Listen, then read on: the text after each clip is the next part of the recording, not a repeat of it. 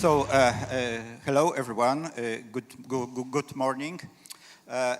Technology will, with no doubt, will disrupt and innovate healthcare and medicine.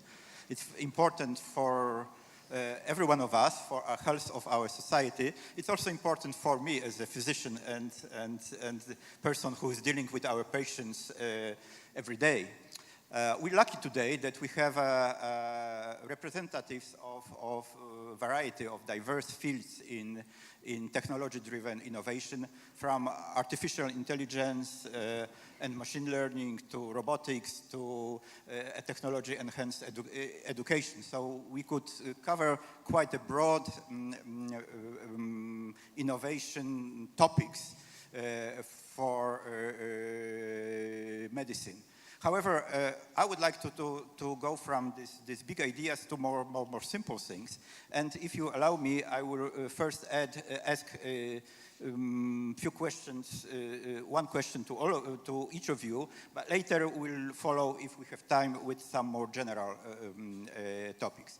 Because we would like to see how all those important advancements will help in delivering better services or improve health of our societies, but also will help us doctors, and now, as you know, medical profession is overloaded. Medical professionalists, doctors and nurses are in huge demand. There is not enough doctors and nurses elsewhere. So we are expecting that this technology will actually also help us, not only our patients.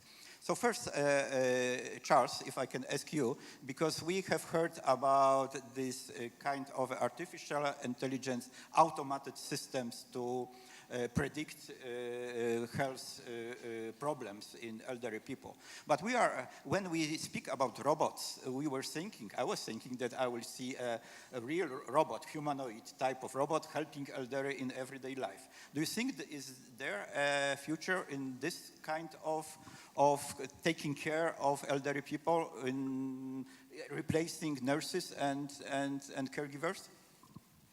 Well, thank you for your good question.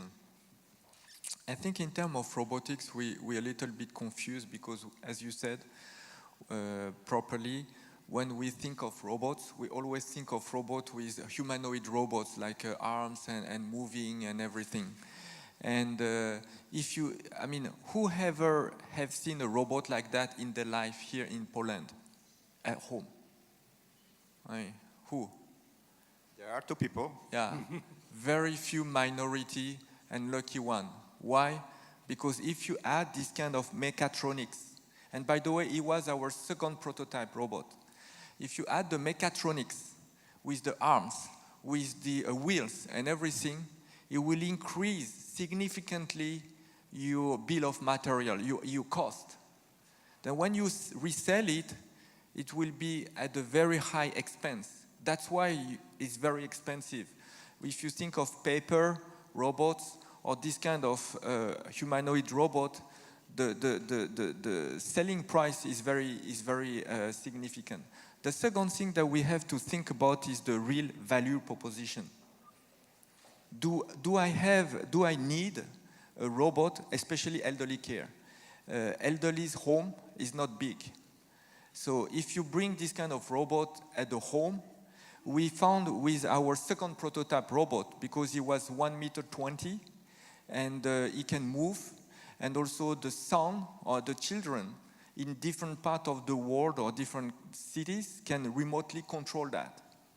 But what we found is half of the elderly didn't want it, because the elderly don't feel secure to have a 1.20 meters robot following them. And so there were a question of, by the way, what is the value proposition of that?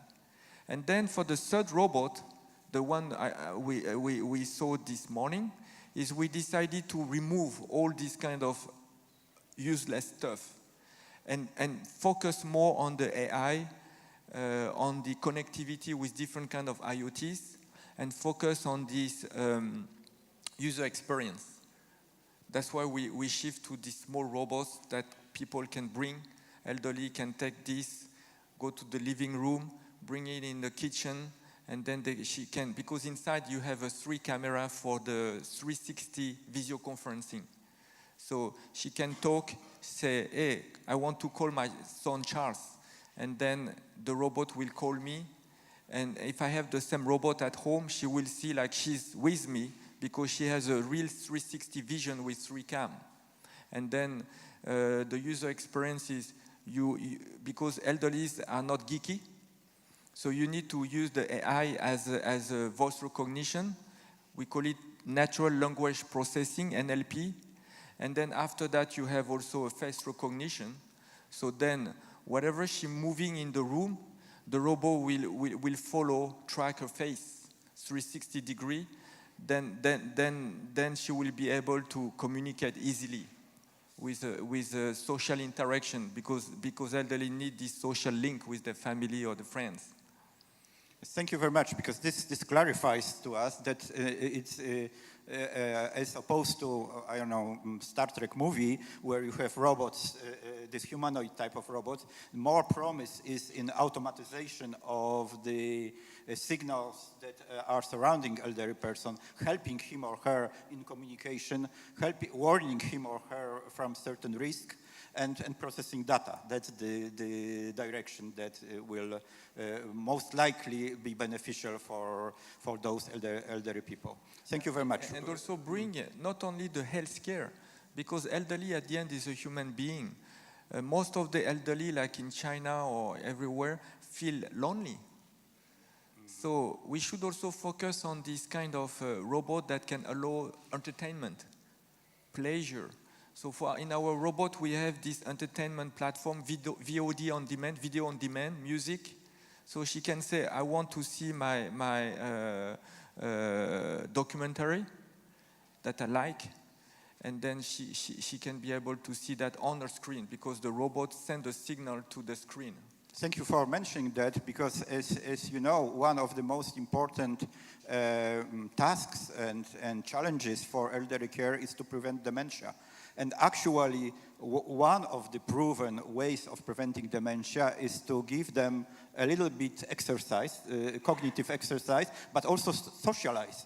Because if you are alone, your dementia is progressing much faster. So this is the interlink between the medicine and social life. And I guess that digitalization and technology will help us in that. But moving now to a different topic. Ronan, you mentioned that you presented wonderful technologically enhanced education. That's absolutely the future. And this mass learning during a rock concert is, or maybe not during, but similar to rock concert, is a very, I would say, convincing example. But we medics have also, besides education, have a problem with dealing with massive information. We are not able to track all the interesting and important for us data every day. Every day there is a publication of thousands of new findings and new articles.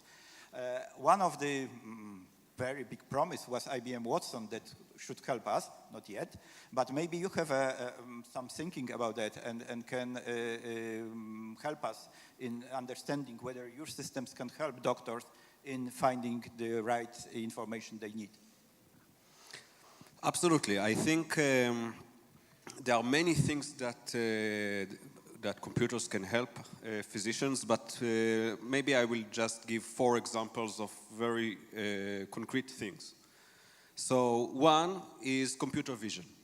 With computer vision, we can save a lot of time of radiologists and other physicians when they need to look on imaging, on CT scans, MRI scans, and so on.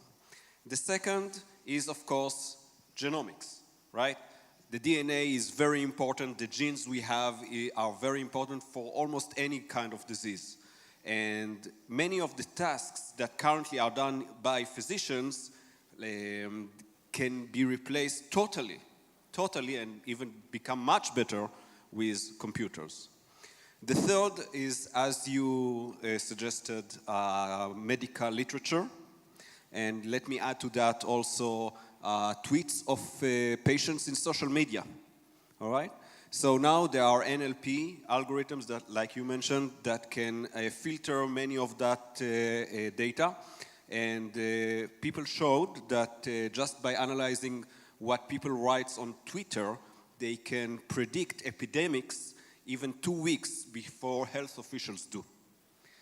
And lastly is all those kind of new apps like the one I have, the Apple Watch, but there are plenty of more.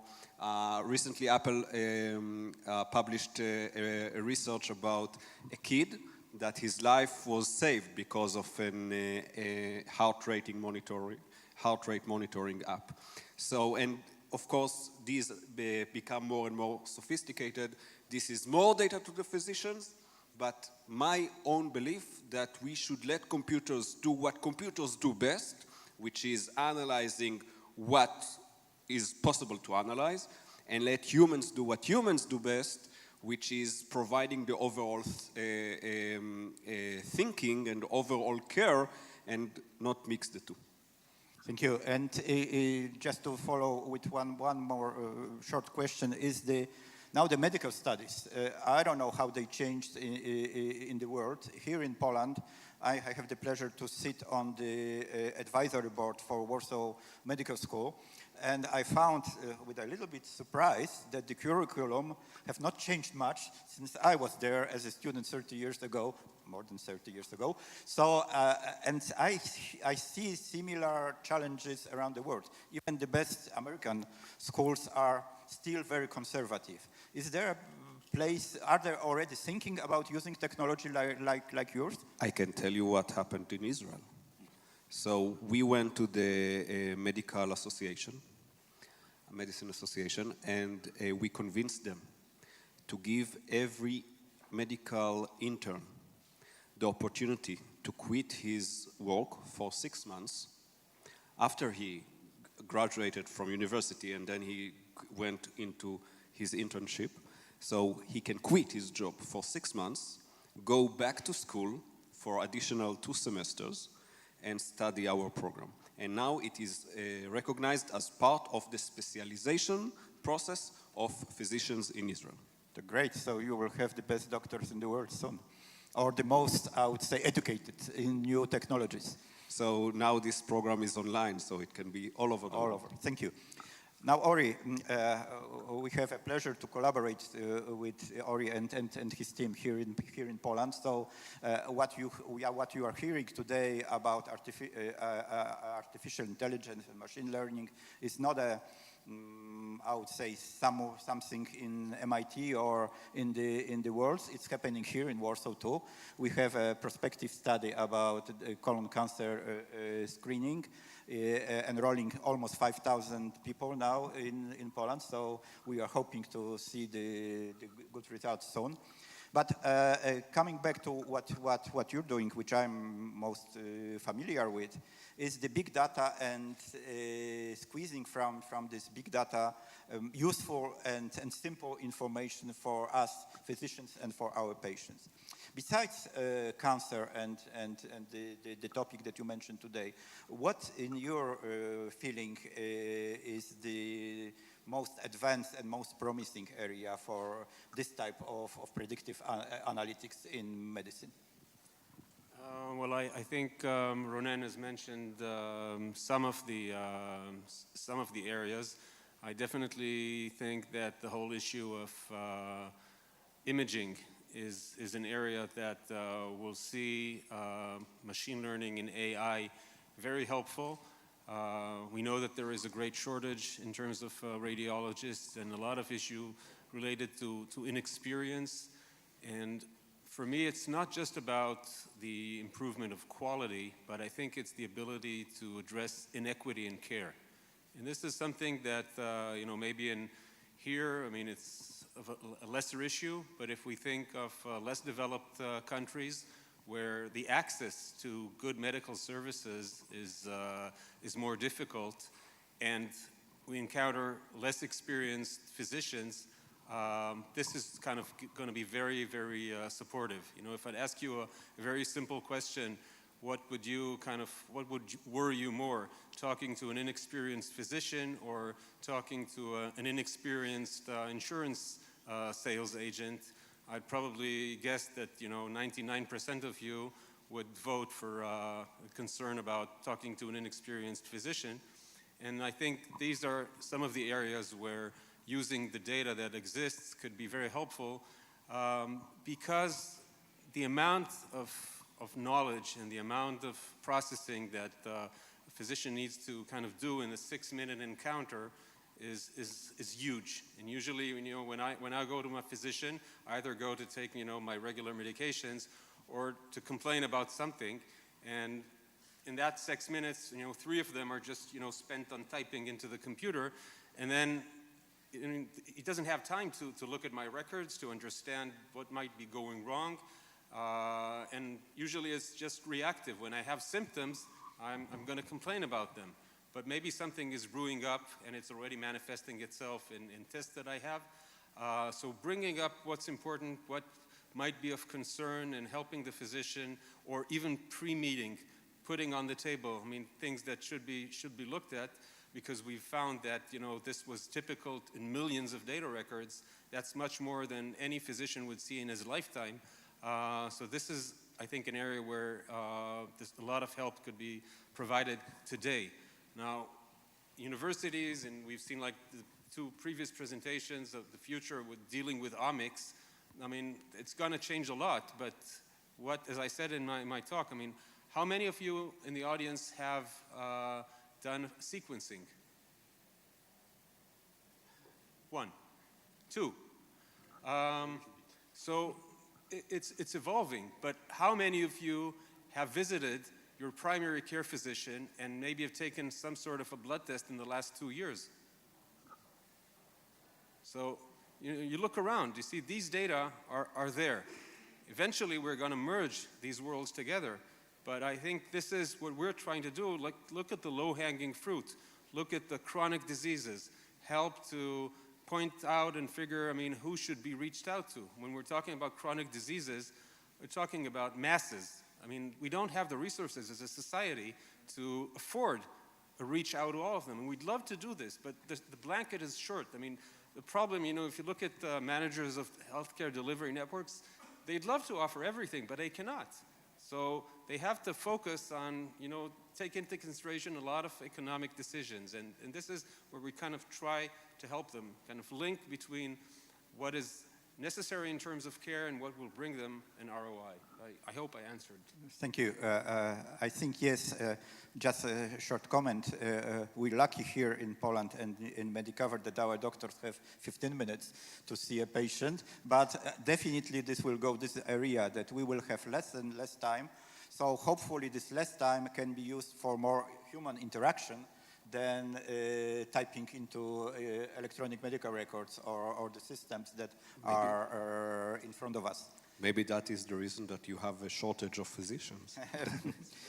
we do have from many reasons. But now human interaction and technology. I would like to ask all of you a bit provocative question now. How in front of this technological advancement, artificial intelligence, machine, cognitive computers, I could list this difficult for me as a medic terms or words long time. How not to use this human interaction between healthcare provider and the patient. And we know very well from the studies that this interaction, this relation is actually providing better quality and better health outcomes.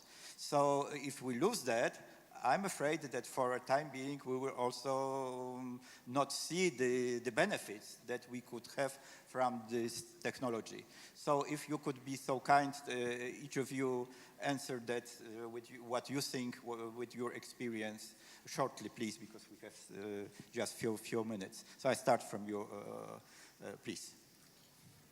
I'm sorry that you are starting with me, because I don't think so. Okay. I must say. I think we are coupling 2 different questions that should not be coupled.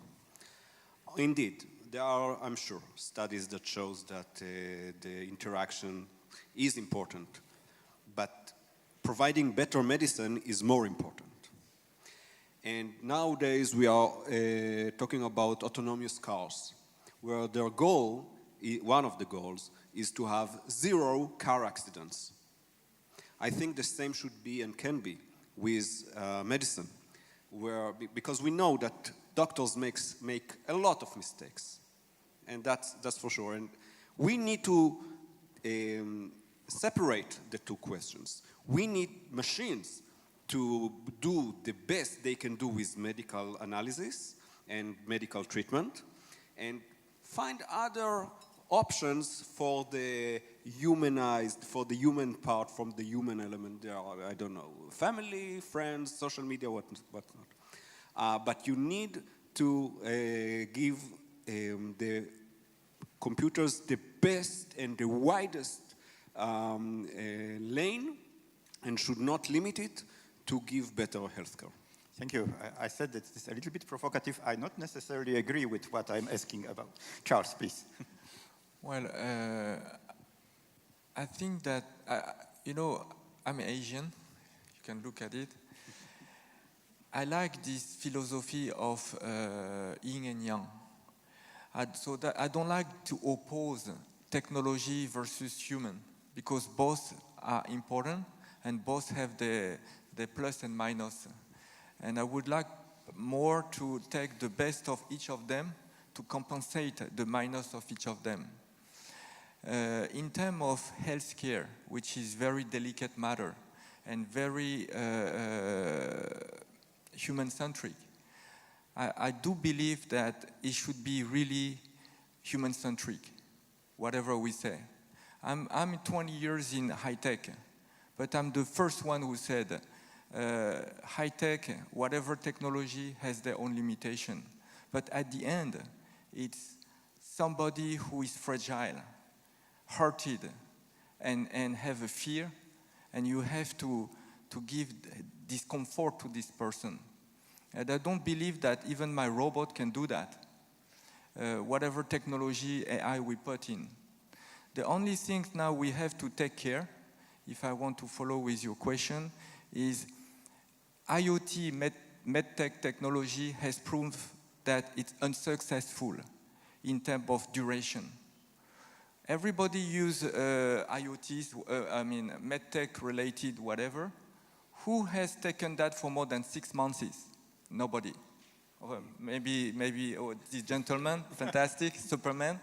But in the really daily life, we had this 4 years clinical research with I used 3 days. Okay. That's what we saw in France. Even if they had a heart failure, and we tell them, you should use that, after a certain period of time, obviously there is a drop-off. So now, having said that, the big challenge is how do we implement that technology to be sustainable on the long run and compliant for the people to use it. And now I really strongly believe in one word, we call it gamification. We need to gamify. In our case, it's very simple. We said, if you give us your data on the daily basics, we incentive you. You can, we buy it from you. So your insurance will be cheaper. Mm-hmm. And also, this money, because it's elderly, we keep that money convertible into real money, and we give to, you can give to your grandson. So the idea is to make it more humanized and to follow our, I would say, instincts. And if we see a benefit, real benefit every day, we will be more likely to use it, like we use our smartphone or other things. We see benefit, so we use it more, I would say, regularly than maybe some of the devices. Incentivized. Exactly. Ori, the same question for you. Yeah, I think it's a complicated matter because it's really layered. I mean, the role that a physician plays in our life is more than just, prescribing medications or getting the right referrals or doing the exact diagnostics. And need to be supported. But I think, if you look at elderly people, I mean, there's a joke in Israel that when you sometime, you get a certain age, you start working at your healthcare delivery network because you're kind of all the week you're there. But the physician is kind of playing, a center role in getting people, being compassionate. I mean, compassion is an important part of what we need. And I think there's a whole layer of how to, I think, get the person out of the physician and allow the kind of the support, even mental or psychological support that we all need.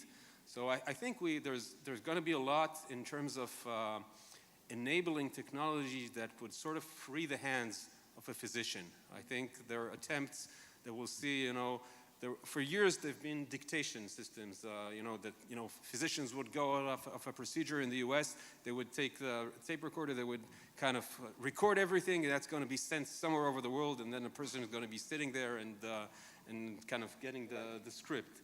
But we're seeing the Alexas, we're seeing Siris, we're seeing what Google are talking, and if this enabling technology will come into the patient encounter, then suddenly a physician could free the hands, and then you would be making a conversation with the patient, and the system could automatically react and free more time, and allow all kinds of insights to take place into the interaction rather than having the physician with, EHRs today, they have a terrible interface. I mean, they're all about, a very strict workflow.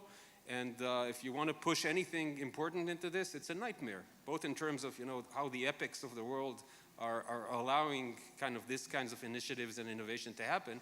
And if we suddenly create another layer, I think this would be very important. So this is just an example. I don't want to take all of the time. I think our time is now going to an end. I just want to say from my field that, for instance, the technology and the e-health and telemedicine is changing a lot.